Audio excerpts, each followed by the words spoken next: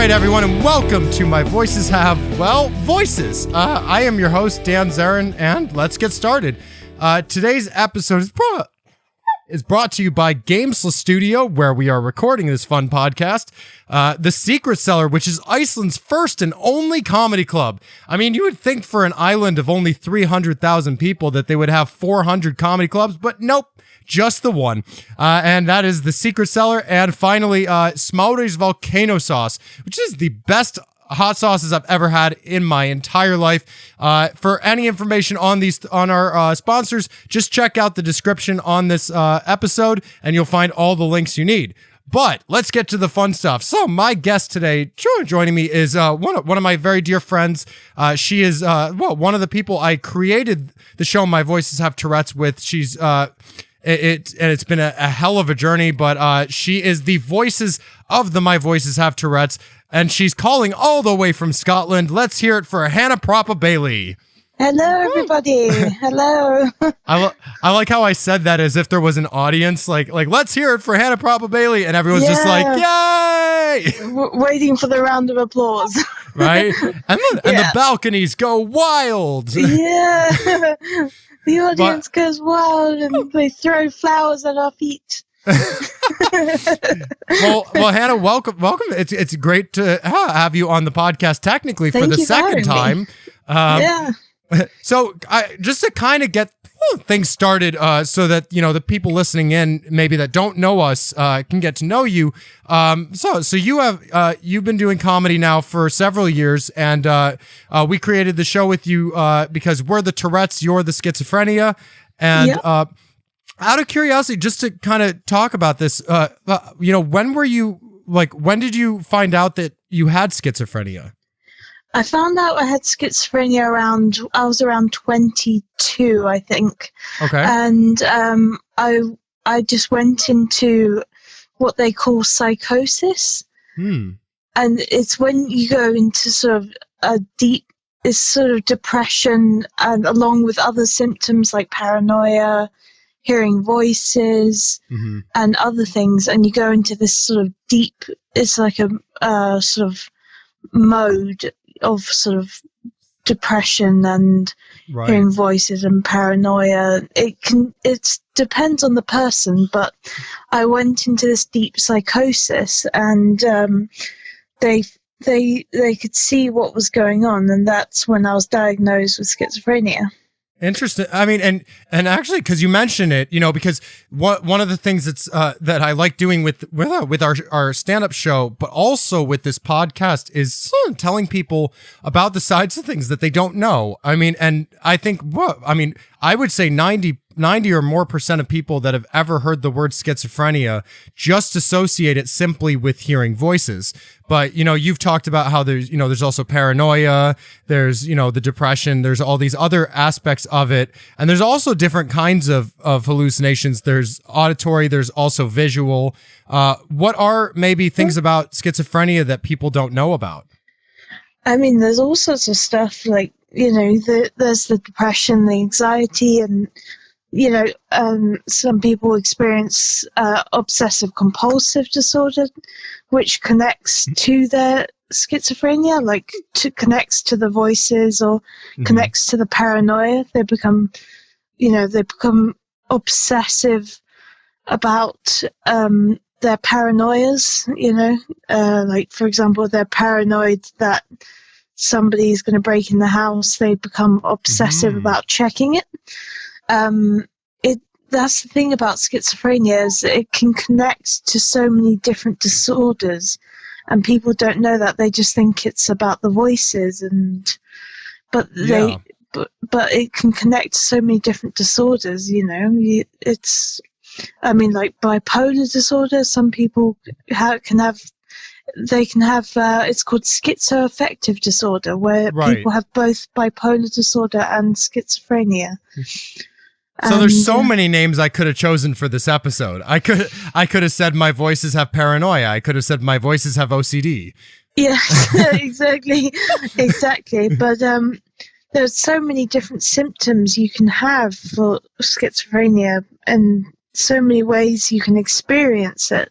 Right. That that I guess there's no one way to experience schizophrenia, but there is that common sort of line that they use to diagnose, but you can say that there's no one way to experience it.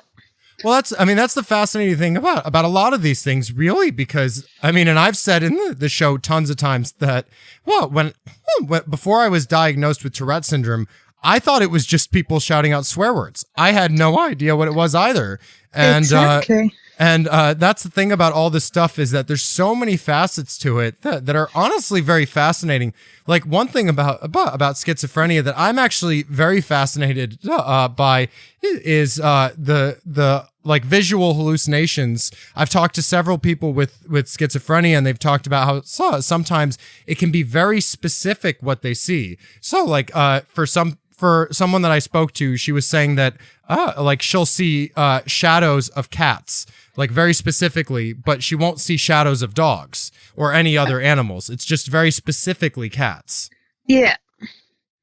Yeah, it's very interesting to hear everybody's experience, because, no one experienced it the same. Right. And like you said, with I've learned a lot from like you and Elva with your Tourette's. Like, I never knew that Tourette's could be so different and varied. It's very interesting. Same with schizophrenia. It's interesting how varied it is. Well, and it's interesting to me how, like, with everything with almost every disorder that I've talked to people about, OCD seems to come up a tremendous amount. Mm-hmm. And what I find interesting about that is it seems that a lot of these disorders are actually kind of related to OCD in a sense, because like I talked in the last episode with Elva all about how Tourette syndrome is very similar to OCD, and you're talking about how some of the voices can be obsessive about certain things being correct or being a certain way. And it seems like there's a lot of these disorders and syndromes that seem more like extreme versions of OCD than almost being their own thing. Yeah, it's like I've had some I'll give you some examples of my paranoia. I've been paranoid that certain people have tried to poison me and kill me, and that it's actually led to me not eating my food. That sounds like such a medieval thing at this point. Because it's weird because there are cases today where people have poisoned other people, but it just, like, every time I hear someone say that, I think someone poisoned my drink or something, like it just takes me to like the castle days where it's like, sire, don't drink that. It's poison. It's poison. You'll die. And you really don't want to turn your castle over to your son. He is obnoxiously awful. I know it sounds like such an old, silly problem, but it's true. It comes up, and sometimes when I go, because I still go through psychosis now and then. Mm-hmm. My most recent experience was last year. I went through a psychosis. I was in hospital for about 4 months. Right. And it's just you go through all sorts of paranoia. Like I was paranoid for some time that I was doing stuff. I was doing stuff in this universe, but I was actually doing stuff in another universe. So I was really paranoid that, for example, I was getting changed in this universe, maybe in the changing room, but in another universe, I was in the middle of a shopping mall. So I was actually getting naked in the middle of a shopping mall in another universe.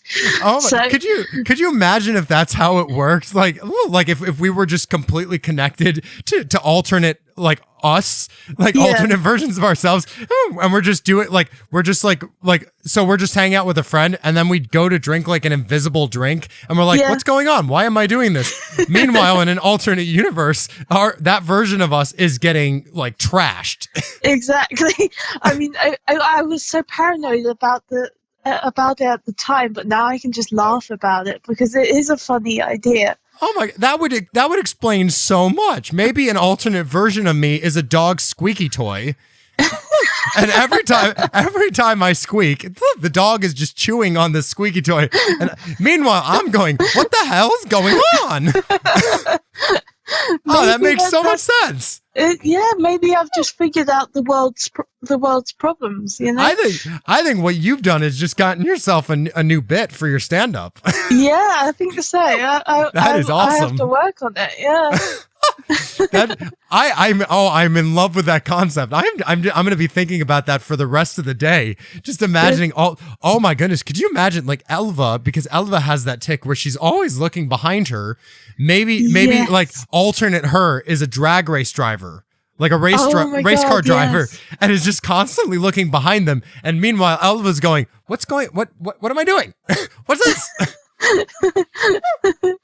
Yeah. Oh my god. Yeah, that would be great. I have to work on that bit.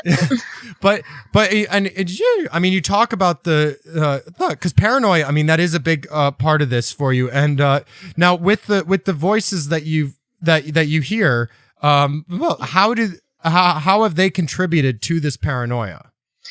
They like to enforce the paranoia. They say things like, yeah, they're definitely trying to poison you. They don't like you, so they want to kill you. And, you know, they'll say things like to enforce what the paranoia is making you feel. Interesting. So you've got the feeling of the paranoia, and the voices are just, you know, egging it on, you know, making it stronger. And I mean, because we've talked about this, but in person, but to talk about it on here, because there are so many different facets to the voices that people hear, and I know, like, do you tend to have similar voices, like all doing, like saying similar things, or are they all different? Also, how many voices do you hear on a regular basis? Well, last year when I was admitted to hospital, I was hearing about 4 voices. Okay. And I hear only male voices. I've never heard a female voice except my own. Oh, the toxic masculinity in those voices must be atrocious. Just constantly only hearing men's voices, and they're always paranoid about everything. Oh my goodness. Yeah. It's not helpful. But so, and one of them was really mean, like really really bad voice. Two of them was sort of like a bit off, and then one of them was sort of like could be helpful at times when I'm feeling good, when I'm like stable. So I can tell them apart. You know, that's what most people ask. They're like, "Can you tell them apart?" And I'm like, "Yes, I can," because I know there's the mean voice, there's the two that are sort of like iffy, and they're sort of they can sometimes be on the side of the mean voice, and right, egg on what the mean voice is saying and push the paranoia forward and all that.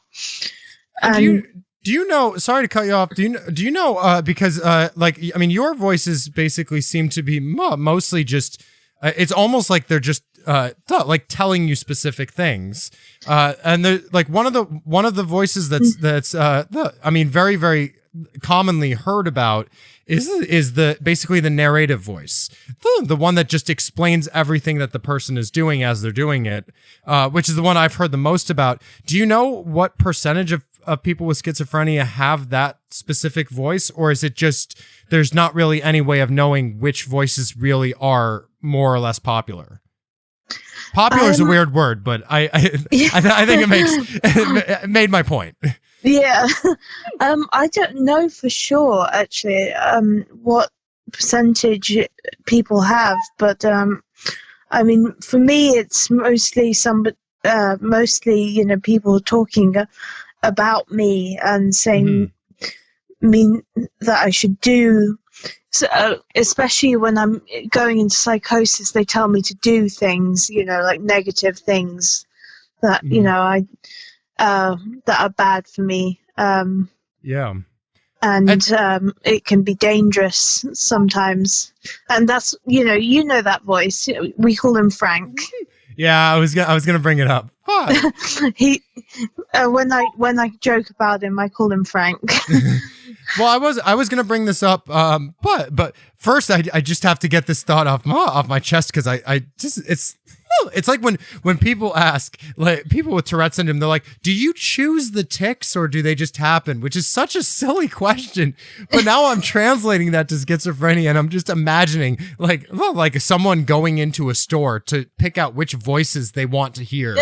And then it's just like, if only that were possible, yeah. Well, I was thinking, because I used the word popular, and I'm just imagining just by supply and demand, like certain voices or certain tics are just bought more than others. I don't know. I just thought it was a silly concept. Had to get it out.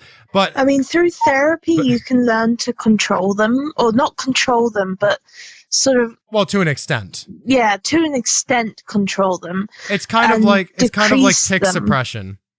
Yeah, exactly. You can learn to hold, push them back a bit, and change the way they control what they're saying and what you're trying to think, and But is it like tic suppression in the sense that I'm trying to think of how to word this. So like with tic suppression, it's the problem is that, and why everyone is encouraged not to do it with Tourette syndrome is because it causes a tremendous amount of pain, because they're tensing muscles to try to do it. With schizophrenia, is it more of a safe thing to do than that, or is it still like something that can cause a lot of trauma or stress? It can be stressful to try and control the voices. It's difficult. It's mentally difficult, because you've got to be very mentally stable to do it. Yeah. To be able to do it properly, Yeah, and I imagine the voices are not happy about you trying to do that. Oh no, not at all. Just that one old voice has been around for a long time. Like, I've been here for so long. Why are you trying to get rid of me? Exactly. We've been friends since the beginning. Exactly. But I've since starting my comedy, it's really helped me, live with my voices. Yeah. I mean, not so much when I go into psychosis, because then I get negative and everything becomes kind of bad, and I kind of lose it a bit. But when I'm not in psychosis, I can appreciate the funniness of it. Right. And and doing comedy has actually really helped me appreciate the funniness of the voices. Yeah. And it's really helped me, live with them. Yeah, I mean, but this is actually, I love this topic, and I did speak in the last episode about this briefly with Elva, but so there's this thing that I saw, I read this a few years ago, and it was basically, there was a group of people that were trying to get, like us with disorders and syndromes, to stop saying that we're suffering with them and say that we're living with them instead. Yeah. And my big thing with this is I think it's important to get to the point where you recognize both of those, because I think that it's important it is important to get to that point where you can say that you're living with them rather than suffering, but you should recognize the suffering as well, and you should recognize it for what it is, because like very few of us didn't have any periods of suffering. And you know what I mean? And for you, what has that experience been for you, living with them, and suffering from them, throughout your life? Well, I've been suffering with depression since I was about 11 or 12. Mm-hmm. So, mental illness, it's been a long journey for me. So, yeah. I'm 26 now, so I've been dealing with it for 14 years. So it's been a long battle. Mm-hmm. So I know how to I know how to fight it in a way. I mean, it's changed. Now it's schizophrenia. It's a bit. It's a different battle, but I can still sort of fight it. Yeah. Yeah, because the thing is, like with our show, that I don't think people understand this, that have even want to watch the show or know us, is that, I mean, we talk so positively. We're always so optimistic about this stuff, but we still slip every once in a while and need help getting up. I mean, I've had days where my depression just is so intense that I don't know what other thoughts I can think of other than, suicidal. And Eliva's talked to me about how she's had issues with it even after doing the show. But I think the thing that's so important, and the reason why we push so hard to keep the show going and keep supporting each other, is because whether we fall or we're happy, or no matter what we're dealing with in life, we're always there for each other, and we're always there to pick each other back up and go, look, I've been there. We're in this specific group that's been through everything that we're talking about. So anything, like, if ever there was a group to get us out of a funk, I mean, there's no more perfect group.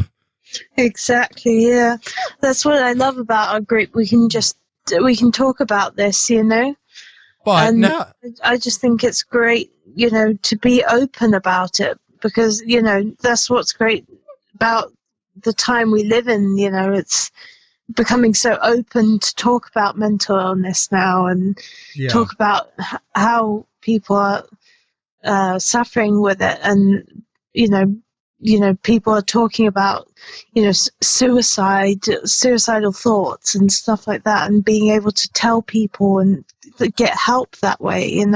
Right.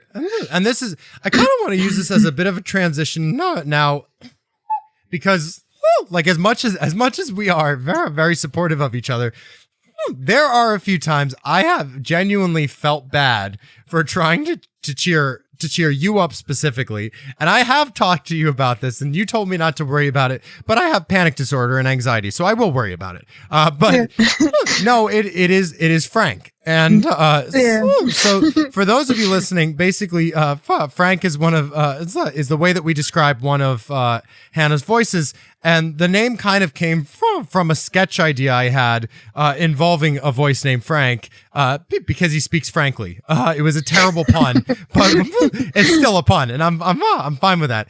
But the thing is that after a while, you started picking that up, and you started saying, "Oh yeah, he's Frank," and then you told me one day that like, people with schizophrenia are actually encouraged not to name their voices because it humanizes them and it makes them more real.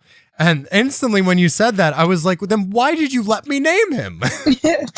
I just thought it was so fun, actually. I mean, okay, I've heard that it's good not to name them, but I mean, I'm no expert, but that's what I heard. But I just thought it was so fun, the idea to name him Frank and just have this enemy that you can defeat, and make fun of. I think it's great to use I mean, if it's going to be there, I may as well use it. Right. Well, and that's what I love so much about your stand-up and your attitude in general, is that whole thing of like you view them at, like, in a sense, as enemies, but you overcome it, and no matter what they say, you always have the power. And you always have that, like, Thanks. For lack of a better way of putting it, you always have the upper voice. Not the upper hand, but the upper voice. Nice one. But maybe we can go a little bit more into detail about this, though, of the idea of, because I mean, with schizophrenia, it is talked about as being very important to not humanize them as much as possible, so that they just stay what they are. Yeah. I mean, I try, because I mean, they say, you know, you should try and just you should try and talk about them, but they don't really sort of they ask you what gender the voices are, but they don't really ask you to talk about their personality or something like that in therapy. So you're supposed to, are you supposed to talk about them or start spreading rumors about them? Because I mean, you could easily spread rumors to the other voices, like, hey guys, have you heard the things Frank has been saying lately? Oh my goodness, let's dish. Yeah, exactly. Like, oh my God, you never guess what Frank said yesterday. just like it's like the Mean Girls thing, just spreading all these rumors, and then they all start forming against each other, and then they're just like, well, wait a minute, who are we supposed to believe? Because we were supposed to believe each other. Exactly. Yeah, exactly. I mean, I just try to. I don't know. I've been quite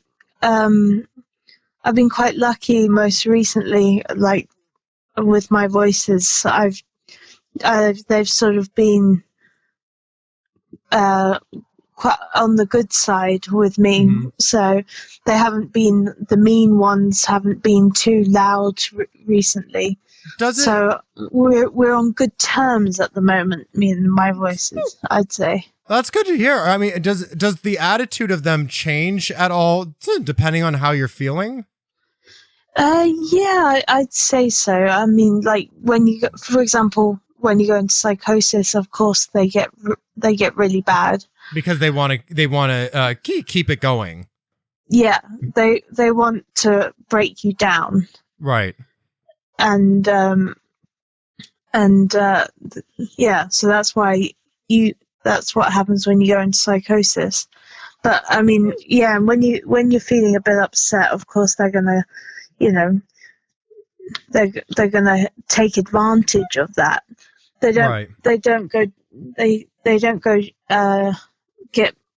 don't increase because you're down. They take advantage of you because you're down. Yeah, and there's an aspect of schizophrenia, and it's also with several other disorders and syndromes as well. That is, it's weird to say my favorite part of it, but it's the part that I'm most fascinated by. Also because I have dealt with it in mild doses myself, which is the dissociation. And so with dissociation, for people listening in that don't know what that is. And I'm going to be honest, I still don't even know really a lot of it because I just started researching it about a year ago when my therapist started discussing that mild dissociation. It's not necessarily what I have, but it might be something. And it's basically, at least for lack of a better way of putting it, it's when you dissociate from life. So it's like you're present in life, but your head isn't really present in this world, and it can lead to, the reason why I'm so fascinated by it is it can lead to so many interesting things. Like for me, I've had moments where it kind of feels a little bit like how some of my friends have described manic episodes, in the sense that my mind just randomly will, like, I'll just be staring blank into a direction, and my mind will make up a reality that I have. And then it takes me like 2 to 3 weeks to, like, debating with myself, but is that a real reality? Or was it fake? Like, this person that I believe now in my head exists, are they real or are they not? I have no idea. And it really can mess with my head. Yeah. Yeah, I know what you mean. It's like you have this idea of what life is like at the moment, and you can't trust that it's real, you know? Yeah. And it is, I mean, I will say because we like to talk about the humorous sides of things too. There is a slightly humorous thing about dissociation in the sense that I've noticed that everyone I've talked to who dissociates, they do the same thing. They always just randomly will be staring in a direction and it looks like they're about to murder someone. They just have this look on their face of just pure evil. And then as soon as they break out of it, it's just like, oh, so what's going on over here? Yeah. I mean, I remember often when I go into psychosis, I would just completely zonk out. I would just be staring and my brain would go somewhere else. I have no idea why. But I would just stare into space, for ages and go somewhere. I don't know. Do you ever have the moment where you realize it's happening? Because I've every time I dissociate, especially if I'm sitting down or if I'm just standing somewhere and dissociating, I notice it's like I look around and then I look in a specific direction and it's like my eyes just lock into I feel a physical feeling of my eyes just locking into that spot. It's almost like it's the most perfect thing I could possibly do at that moment. Yeah, I mean, sometimes you feel it coming on, you feel like it happening, but sometimes I'm just so deep into psychosis, it just happens and I'm just unaware of what's going on. Yeah, it's almost just like a click. It's like you could be doing one thing and then out of nowhere there's this whole reality forming in your head and you're just like, where did that come from? Did the movie start already? Shit, I haven't gotten any popcorn. Yeah, exactly. Yeah. Well, that's actually I do like to and like you said, I do think this is important. I probably should start saying this in the beginning. We are not experts. We are not medical professionals. No, we should definitely say that. Yeah. Spoiler alert. We are not but the thing is, this is all based on our own experiences. But I've found that for me with dissociation, and again, if it is dissociation that I have, the times that I've dissociated have been very, very much typically connected with my depression. So it's typically, my mind will basically, dissociate me killing myself, or it'll dissociate me in experience, in situations where I'm dying or someone dies or someone that I know is doing something, bad. And what got me through it is I started viewing them like movies. And I just don't know when the start time is. So as soon as I view it as as a way of going, well, that's an interesting story. Not realistic, but it's an interesting idea, an interesting concept. Then I start viewing it more as entertainment and less as a serious thought. Yeah. That's a good point. Yeah, I mean, to be fair, it's very helpful when you're like me in horror movies because then someone dies in the dissociation and you're just like, yay, you stand up, start clapping, and then you look around, realize no one is there around you, and you just look like a person clapping out of nowhere. I love horror films too, so it's good. But to just kind of get a little bit more into you though, because this has kind of just been me explaining things about me. How is the dissociation for you? I mean, how is that process for you? Do you find that it's typically similar situations that you're dissociating or similar thoughts? I'll find myself just sitting somewhere and then I'll just float off to another place, just go somewhere else in the world, go to thinking. It all depends on what's the mental state I'm in, Right. Sometimes I'll be in an okay mental state and I'll just, go somewhere else and I'll be in a complete different mental state, and somebody has to sometimes tap me on the arm, Hannah, are you there? Yeah. And to sort of get me out of it. But if I'm really low, I'll start thinking about, negative things like, suicide and that sort of thing. Yeah, because I've read that with dissociation, it's typically or just from what I've read and talked to people about, it seems like it's typically either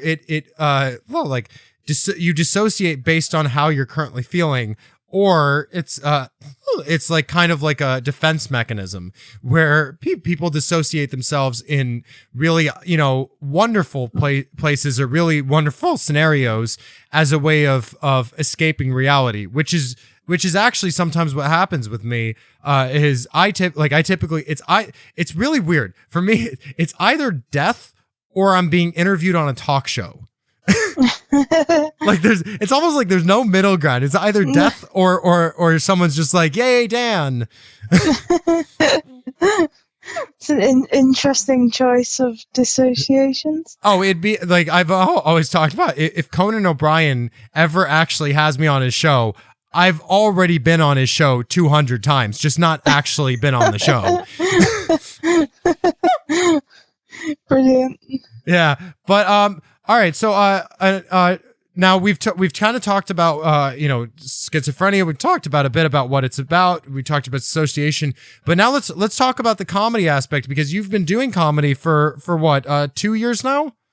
Yeah, right? About 3 years now. Yeah, about 3 years. Yeah, and yeah. I remember we met. We talked about this in the first episode. We met from doing shows at the local venue here in Iceland, Geikaden.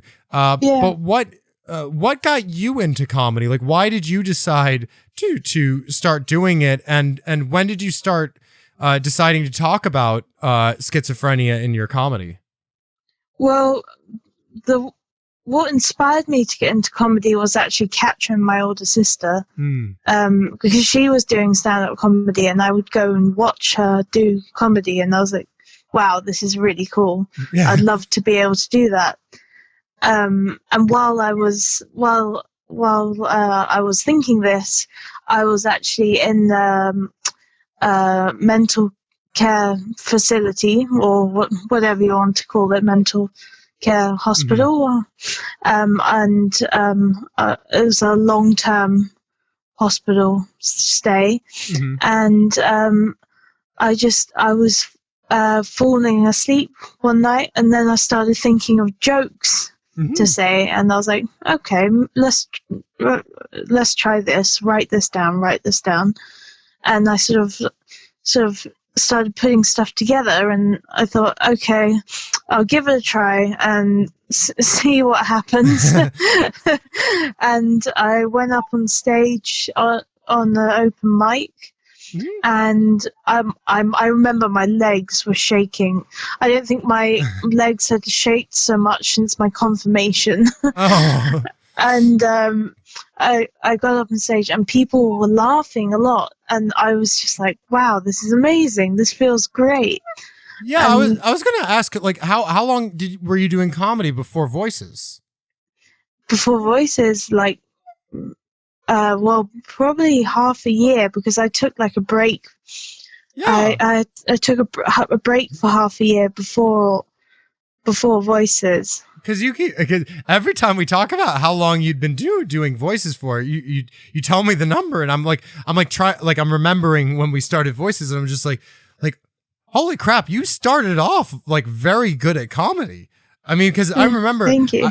Because I seriously remember, like, I picked, like, I mean, of course I picked you and Elva to start the show with, in part because, I mean, there's not many of us, let's get real, but at the, like, I mean, how many comedians am I going to find with schizophrenia on the planet, to be honest? There's not many, but the thing is, I just remembered being so happy with the fact that not only were there not many of us, but I mean, you and Elva were both incredible before we started it, and you're both even better now. I mean, I remember performing with you in Sweden, just being like, wow, getting to watch the whole transformation, the whole process. It's there's so much pride there, and I'm so happy for you. That's how I feel about you guys. Watching you guys do your comedy, it's really amazing, you know.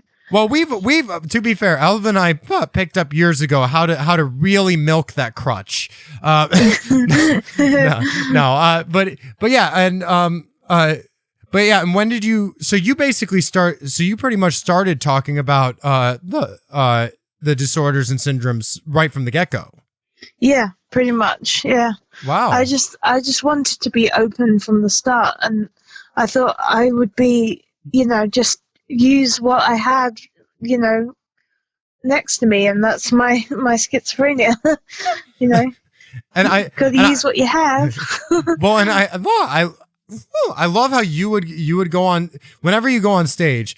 I notice, like, every once in a while, it's like I feel like I pick up on moments where your voices are talking during your set, because you'll kind of like look in an upward direction with your eyes and kind of pause for a minute. Do they typically talk while you're doing your stand up? They will talk now and then, yeah. They'll say something and I'll be like, "You're interrupting me." But, you know, I sort of just get through it and, you know, make sure that it doesn't interrupt the performance too much. It would be so hilarious if, like, it turned out that they were just trying to help you with your set. But you just couldn't focus, and like one of the voices is just like, "Oh, Hannah, do the doctor bit next, it's awesome," and the other voices are like, "Dude, come on, she's doing a set, can you let her just take this, she's doing great, calm down." And he's like, "I'm just trying to help, I'm sorry." I mean, it's like sometimes because sometimes I have like a card or something with me on stage, which a lot of people may sort of criticize or something, but that's only because of the voices, because they interrupt me. Sometimes I have to have that. Why have you never done a bit about that? That's a beautiful bit right there. Just talking about how like, by the way, I'm sorry I have the papers. My voices are very annoying right now, and I need to make sure I know where I am. Yeah, exactly. I should totally do that. Thank you. It's like Steindor, because Steindor is another person that we have performed in Voices with, and he's autistic, and he basically planned out his set because originally he needed his notes because he was trying to remember everything, but after a while he knew the jokes like the back of his hand, you know, from cover to cover, but he kept using the paper, and then he started using, like, making bits out of the fact that he was turning the pages, but he knew where he was. He knew where he was, so he started having I actually know where I am, but it says to turn the page.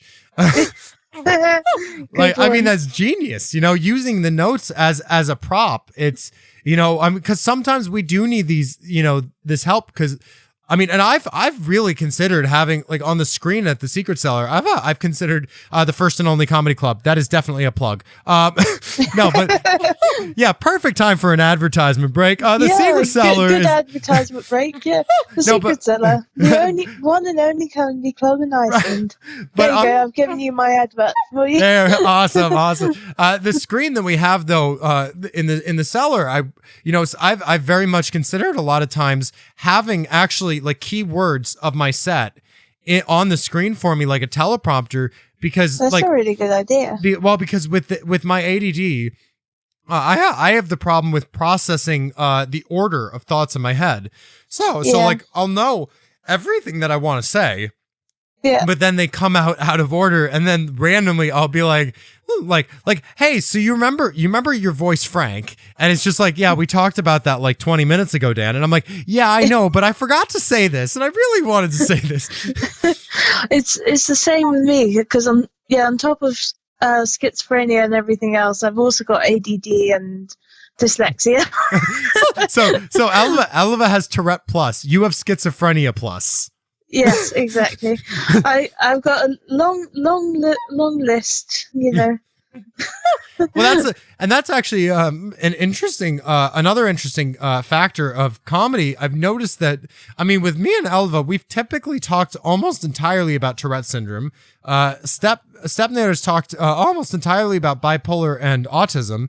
But I mean, all of us really have multiple things other than Thodollar. He just has anxiety. But I like how we say he's just boring. He's only got anxiety. I like how we're so mean to him. We always talk about it like it's not a big deal. Just because, you know, everyone on the planet has anxiety. There I go again. No, but I just wanted to do that. But no, the thing is though, that I have noticed there are things that like for me, for example, I've actually struggled to come up with jokes about dissociation because I only just learned that that's something that I might have. So for me, and it's like last year when I came out as bisexual, I didn't really have any material about it because it was so new to me being open about it that I didn't really view the comedy yet. And I've noticed with you, you know, like there are certain things that, you know, you'll end up talking about, like, oh yeah, I have ADD, but you never do any material about it. Is there a reason for it, or is it just you never wrote anything about it? I've just never wrote anything about it. I need to sit down and write some more comedy now. Yeah, well, we all need to write new jokes. I mean, now that coronavirus has taken all of our tourism, we have to actually start coming up with new material. We can't recycle the same 3-year-old material. Yeah, I mean, I've actually come up with a joke about social distancing during the coronavirus. Yeah, it's in the works. So if people listening, if you wanna hear it, you'll have to come to a show that I'm performing in Iceland sometime. This is like the podcast form of clickbait. If you want to hear the rest of this article's title, you have to click on the article. Yeah. Exactly. If you want to hear the rest of my bit, or if you want to actually hear the bit, just come to a show. I know you might not be in the right country, so just spend a lot of money because our economy really needs it right now. So if you could just spend a lot of money right now, just support the country. Don't even come to the country. It doesn't even matter. We just need your money. Yeah, exactly. Oh my goodness. I mean, the travel industry is a bit of a mess right now, isn't it? Oh, it is. I mean, it's just, and like we said in the first episode, just that, I mean, dealing with panic disorder and anxiety of having Iceland opening up its borders now. I'm just like guys, just really, I need a year. I need a year. Just leave them out for 1 year. I can deal with the Icelanders. I can deal with the tourists when they don't have coronavirus. Just leave them alone. Leave them alone for a little bit. We don't need this right now. I mean, also their logic behind it. Their logic is to send people, that have coronavirus. They come here, they're tested, and if they have coronavirus, their logic is to send them back on a plane full of people. Yeah, I know. And it's like, what about that plane full of people? Are they just, screwed over because they're flying back? They happen to fly back on that plane. Yeah, like just being on the plane, you see someone like coughing tremendously. This is just like, oh, what's wrong with them? Oh, they couldn't stay in the country. Why? Exactly. It's just like, oh yeah, no, don't worry about it. It's just they got coronavirus. All right, now I'm worrying about it. Exactly. I'm like, it brings a whole new meaning to that joke I have about the person wanting to change seats on a plane. Just like, all right, now I actually have a realistic reason to change seats. Stewardess, can I get a different seat here? Actually, you know what? Let me get a different flight. Can I just get off the plane, sir? We're already at cruising altitude. I understand that. Do you have a parachute? Good one. I just need off this device. I need off the plane. Just so much panic disorder that they don't even like. You know what? I'll take death. I just don't want to be on this plane right now. I've had enough with this motherfucking illness on this motherfucking plane. There we go. And you know what? That is a perfect place to go to say that we are getting down to the end here, because I'm not going to top a snakes on the plane reference. I'm not going to top that. You had the ultimate closer for that. But before we go, just to everyone listening in, if you are in Scotland and you ever hear that Hannah Proppé is doing a performance, you have to go see her perform. She is truly going to be one of the greats. Everyone is going to be hearing about her all over the world, all over the flat earth. And that is a lie. I don't believe it's a flat earth. I just really like saying that. It's so fun. But Hannah, thank you so much for joining me on this podcast. Thank you for having me. It's been great fun talking to you. Yeah, and to our listeners, thank you so much for listening. If you want to find out more, thanks for listening, guys. If you want to find out more information about the podcast, about My Voices Have Tourettes, the stand-up show, or about any of us, you can find us on Facebook. I was about to say the Facebooks at facebook.com/ My Voices Have Tourettes, or just search My Voices Have Tourettes. We also have Instagram at My Voices Have Tourettes and Twitter at MVHT Show. We also have MVHTshow.com if you want to find our website. And if you have any questions that you want us to answer on this podcast or any topics you want us to discuss, just send them to us at info@mvhtshow.com. That's info@mvhtshow.com, like My Voices Have Tourettes. And this episode has been brought to you by Gamesless Studio, where we're recording this podcast. The Secret Cellar, which I think this is now the 10th time we said, the first and only comedy club in Iceland. Check it out. And Smáude's Volcano Sauce is the best hot sauces on the planet. Absolutely highly recommend Aska, Hekla, or Katla, or Grimsness and Lauki. That's all of them, but I highly recommend them all. If you want to find out any information on our sponsors, check out the description in this episode, and you will find everything about that there. Other than that, thank you all so much for listening, and we'll see you next time.